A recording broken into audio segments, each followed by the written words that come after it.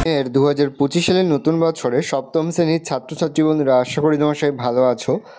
আজ আমরা যে বিষয়টি নিয়ে আলোচনা করব, সপ্তম শ্রেণীর সেকেন্ড সামেটিভ অর্থাৎ দ্বিতীয় পর্যায়ক্রমিক মূল্যায়নের ভূগোলের কোশ্চেন পেপার নিয়ে। দেখো সরাসরি স্ক্রিনে তোমার সপ্তম শ্রেণীর সেকেন্ড সামেটিভ অর্থাৎ দ্বিতীয় পর্যায়ক্রমিক মূল্যায়নের ভূগোলের কোশ্চেন পেপারটা দেখতে পাচ্ছ। ফুল মার্কস আমাদের রয়েছে 50, সময় তোমাদের রয়েছে 1 ঘন্টা 30 মিনিট। একে দাগে রয়েছে সঠিক উত্তর নির্বাচন করো যে কোনো 10টি, প্রতিটি প্রশ্নের মান 1 করে 1 × 10 = 10। তিব্বত মালভূমি একটি উত্তর হবে পর্বত বেষ্টিত মালভূমি। গ্রস্ত উপত্যকা স্তূপ পর্বতে দেখা যায়। ব্যবচ্ছিন্ন মালভূমি উদাহরণ উত্তর হবে তিব্বত। অশোকগিরি হ্রদ প্রধানত নদীর মধ্য গতিতে দেখা যায়। গ্র্যান্ড ক্যানিয়ন সৃষ্টি হয়েছে যে নদীর ওপর, তা হল উত্তর হবে কলোরাডো। বদ্বীপ গঠিত হয় উত্তর হবে নিম্ন গতিতে। পৃথিবীর দীর্ঘতম নদী হলো উত্তর হবে নীল নদ। একটি আগ্নেয় শিলা হলো উত্তর হবে গ্রানাইট। সাহারা মরুভূমির শুকনো নদীখাতগুলিকে বলা হয় উত্তর হবে ওয়াদি। পৃথিবীর দীর্ঘতম নদী হচ্ছে নীল নদ। আফ্রিকার নাতিশীতোষ্ণ তৃণভূমি ভেল্ড নামে পরিচিত। ভিক্টোরিয়া জলপ্রপাত যে নদীর উপর অবস্থিত, তা হল উত্তর হবে জামবেজি। ইউরোপ ও আফ্রিকা মহাদেশের মাঝে অবস্থিত উত্তর হবে জিব্রাল্টার প্রণালী। 2000 শূন্যস্থান পূরণ করা যে কোনো 5টি, প্রতিটি প্রশ্নের মান 1 করে 1 × 5 = 5। ইউরোপের আল্পস একটি ড্যাশ পর্বত, উত্তর হবে ভাঁজ বিশিষ্ট ভঙ্গিল পর্বত। ব্যাসল্ট হলো ড্যাশ শিলার উদাহরণ, উত্তর হবে আগ্নেয়। পৃথিবীর দীর্ঘতম খাল ড্যাশ, উত্তর হবে গ্র্যান্ড ক্যানাল। আফ্রিকার ওপর দিয়ে প্রবাহিত ড্যাশ বায়ু উষ্ণ ও শুষ্ক প্রকৃতির সাহারা মরুভূমির। মধ্য প্রভাবে নদীর আঁকাবাঁকা গতিপথকে ড্যাশ বলে, উত্তর হবে মিয়েন্ডার। হোয়াইট নীল ও ব্লু নীল পরস্পর মিলিত হয়েছে ড্যাশ শহরের নিকট, উত্তর হবে খাতুম। নদী দ্বারা সৃষ্ট প্রায় ত্রিভুজের মধ্যে দেখতে ভূমিরূপটি হলো উত্তর হবে বদ্বীপ। তিনি দাগে রয়েছে নিচের প্রশ্নগুলির অতি সংক্ষিপ্ত উত্তর যে কোনো 5টি, প্রশ্নের মান 1 করে 1 × 5 = 5। সিমের কারখানায় কোন শিলা ব্যবহার করা হয়, উত্তর হবে চুনাপাথর। মরু অঞ্চলে শুকনো নদী খাতকে কী বলে, উত্তর হবে ওয়াদি। ভূমধ্যসাগরের চাবিকাঠি কাকে বলে, উত্তর হবে জিব্রাল্টার প্রণালীকে। তাজমহল কোন শিলা দিয়ে তৈরি, উত্তর হবে মার্বেল। পৃথিবীর ছাদ কাকে বলে, পামির মালভূমিকে। আটলাস পর্বতমালার সর্বোচ্চ শৃঙ্গের নাম কি, উত্তর হবে জেবেল তুবকাল। আফ্রিকার শুকনো নদীখাতগুলির নাম কি, উত্তর হবে নীলনদ, কঙ্গো নদ। ভারতের সাতপুরা কি জাতীয় পর্বতের স্তূপ পর্বত উদাহরণ। 4 দাগে রয়েছে নিচের প্রশ্নগুলির সংক্ষিপ্ত যে কোনো 4টি, প্রতিটি প্রশ্নের মান 2 করে 2 × 4 = 8। প্রথম, গ্রস্ত উপত্যকা কাকে বলে? প্রবল মহিভাবক ভূ আলোড়নের প্রভাবে শিলাস্তরে কোথাও সংকোচন বা সংনমন, আবার কোথাও টান বা প্রসারণের জন্য ভূপৃষ্ঠের চ্যুতি সৃষ্টি হয়।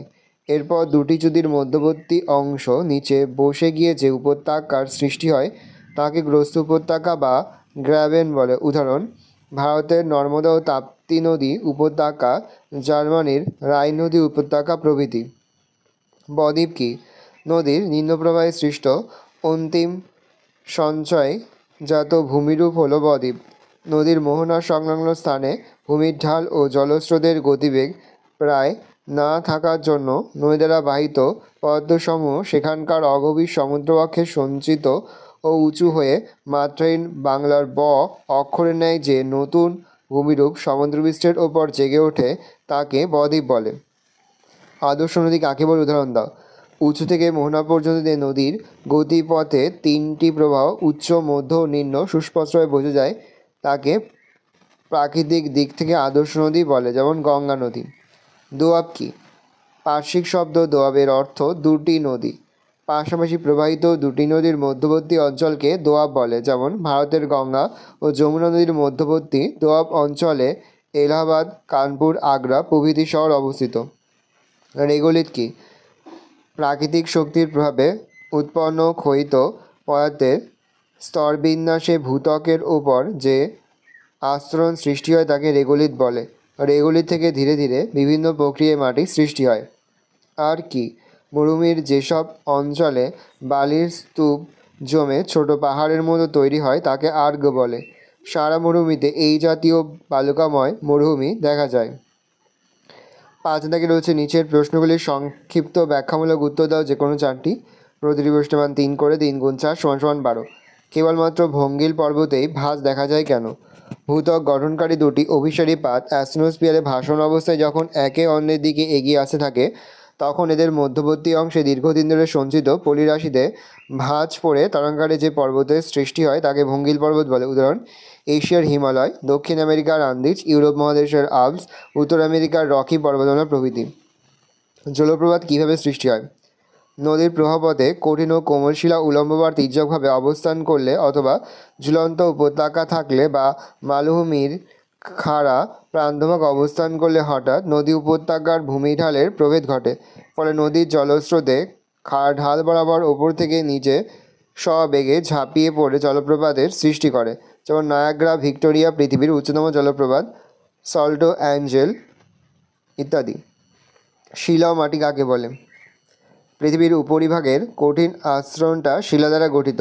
শিলা হলো বিভিন্ন খনিজ পদার্থের সমন্বয়ে গঠিত যৌগিক পদার্থ।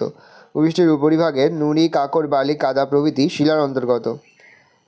প্যারাসেন্ট্রি মাটি। ভূপৃষ্ঠের শিলাস্তর প্রাকৃতিক শক্তির প্রভাবে ক্রমাগত ক্ষয় হয়। এই ক্ষয়িত পদার্থের স্তরবিন্যাসে উৎপন্ন রেগলিতের সঙ্গে খনিজ জৈব পদার্থ, জলীয় দ্রবণ প্রভৃতির সংমিশ্রণে যে পাতলা আবরণ গড়ে ওঠে তাকে মাটি বলে। আফ্রিকার নিরক্ষীয় চতুষ্সবুজ অরণ্যের পরিচয় দাও। আফ্রিকার কঙ্গো নদী অববাহিকায় Congo, Nigeria, Cameroon, Togo, Angola, Ivory Coast প্রভৃতি দেশে এই অরণ্য দেখা যায়। এখানে মেহগনি, রোজউড, এবনি জাতীয় গাছ দেখা যায়।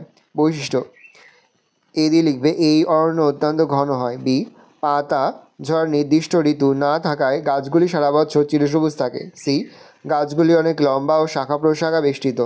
ডি, অরণ্যের গাছগুলি শক্ত কাঠের হয়। ই, এই অরণ্য দুর্ভেদ্য তলদেশ স্যাঁতসেঁতে ও অন্ধকারাচ্ছন্ন। প্রশ্ন: আফ্রিকার সাভানা তৃণভূমির সংক্ষিপ্ত পরিচয় দাও।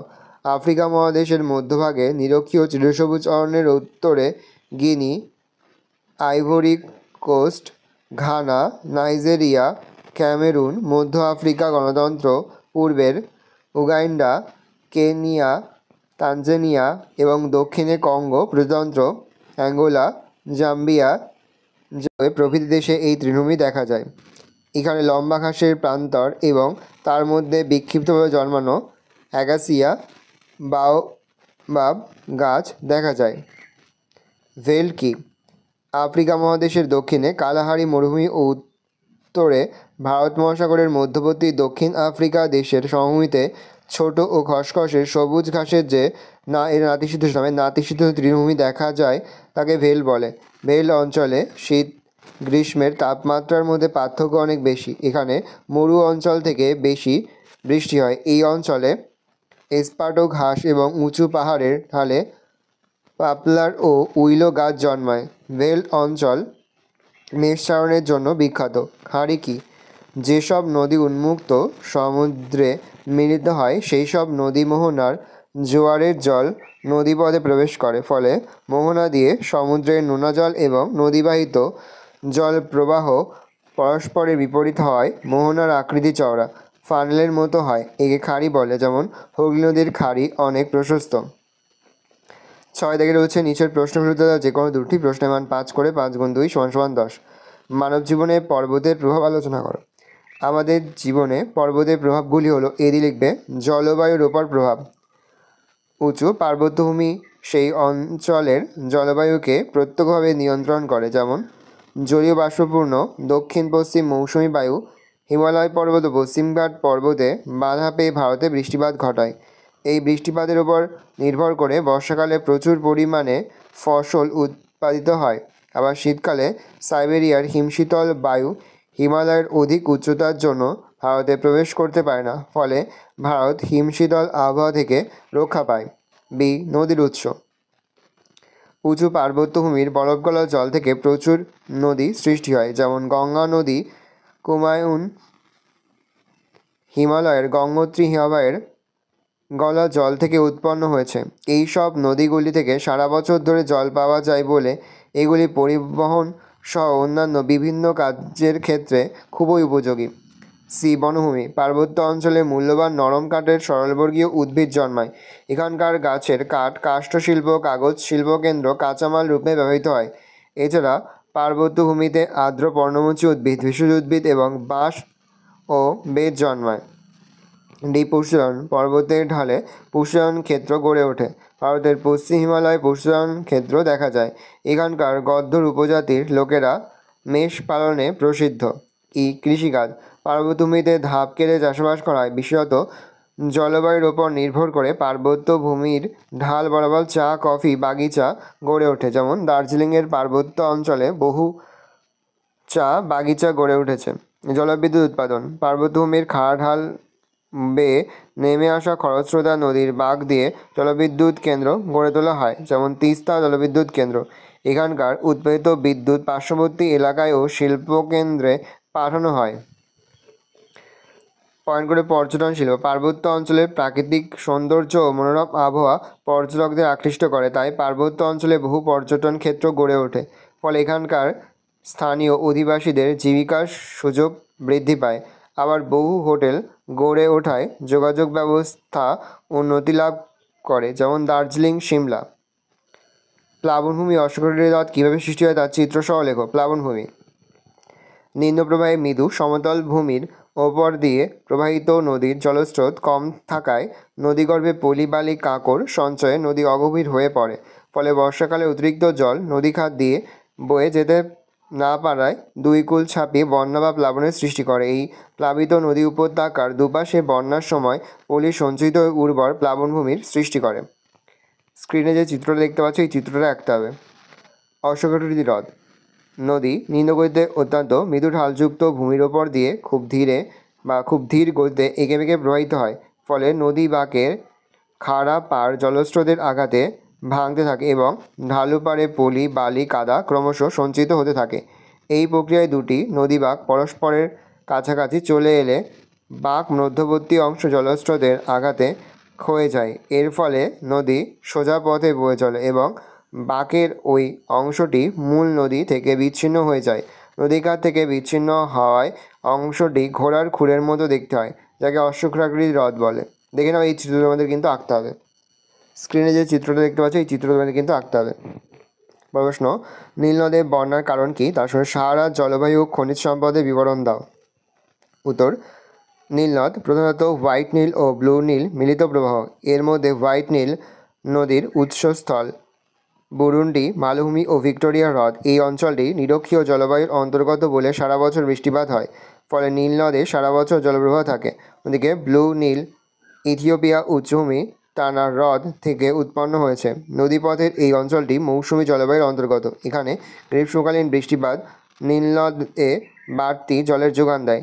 তাই জুন থেকে সেপ্টেম্বর নীলনদের নিম্নপ্রবাহে ব্লু নীলের প্রবল জলোচ্ছ্বাস নদীতে জলের বাড়তি যোগান নিয়ে আসে এবং অতিরিক্ত জল বহন করতে না পারায় নীলনদে বন্যা দেখা দেয়। জলবায়ু, সাহারায় এটা উষ্ণ মরুভূমি বলে জলবায়ুর চরমতা দেখা যায়। দিনের বেলায় প্রখর সূর্যতাপে ভীষণ গরম হয় ও বাতাসে জলীয়বাষ্প খুব কম থাকে। মরুভূমির কোথাও কোথাও তাপমাত্রা 18 ডিগ্রি সেন্টিগ্রেডে পৌঁছে যায় বা পর্যন্ত হয়ে যায়। তবে আকাশ মেঘমুক্ত বলে রাতে দ্রুত তাপমাত্রা নেমে গিয়ে 4 ডিগ্রি সেন্টিগ্রেড হয়ে যায়। দিন ও রাতের তাপমাত্রার পার্থক্য অত্যন্ত বেশি। খনিজ সম্পদ, সাহারা মরুভূমি খনিজ সম্পদে সমৃদ্ধ নয় এবং উত্তোলন কষ্টসাধ্য। লিবিয়া, আলজেরিয়া, মিশরের খনিজ তেল, প্রাকৃতিক গ্যাস উত্তোলন করা হয়। এছাড়া খনিজ লবণ, কয়লা, আকরিক লোহা পাওয়া যায়। পরের প্রশ্ন, বিশ্ব উষ্ণায়ন সাহারা মরুভূমি ছাড়া পৃথিবীর অন্য অঞ্চলে কী পরিবর্তন নিয়ে আসতে পারে সে সম্পর্কে জানার চেষ্টা করো। ভালো করে দেখে নাও। আমি স্ক্রল ডাউন করে কিন্তু অবশ্যই ভিডিওটা থামিয়ে বা স্ক্রিনশট নিয়ে কিন্তু সম্পূর্ণ তোমার খাতে নোট ডাউন করে নেবে।